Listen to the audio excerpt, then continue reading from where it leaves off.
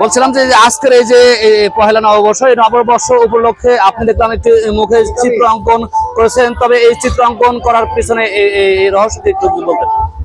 আসলে রহস্যের কিছু নেই, আমরা এখানে র্যালিতে এসেছিলাম স্কুল থেকে। কোন স্কুল থেকে এসেছিলেন? আমরা এসেছি সানাপ স্কুল থেকে, সানাপ ইন্টারন্যাশনাল স্কুল অ্যান্ড কলেজ থেকে। এসে এখানে দেখলাম করছে, এবং উনি আমার হাজবেন্ড হয়, তাই আমি ওনার কাছ থেকে করে নিয়েছি। যে আপনি কি এই স্কুলের শিক্ষিকা নাকি? জি, আমি স্কুলের শিক্ষিকা, টিচার। তবে আজকের এই আয়োজনটি কেমন ভাবে দেখছেন, এই যে বৈশাখ উপলক্ষে? হ্যাঁ, বৈশাখ তো বাংলার ঐতিহ্য, আমাদের তো বাংলার সাথে ওতপ্রোতভাবে জড়িত। এটা তো আমাদের আসলেই খুব ভালো লাগা কাজ করে এই দিনটাই, বাংলা বছরের প্রথম দিন। তবে বাড়িতে ইলিশ কিনা হয়েছে কিনা?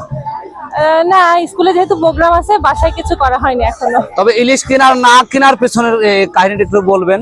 আচ্ছা, আমরা গত কয়েকদিন যাবত খুব ব্যস্ত ছিলাম, যেহেতু আমাদের বৈশাখের প্রোগ্রাম থাকে স্কুলে, আমারও ছিল, স্যারেরও ছিল, সেই জন্য আমরা সেভাবে বাসায় কিছু প্রিপারেশন নিতে পারিনি।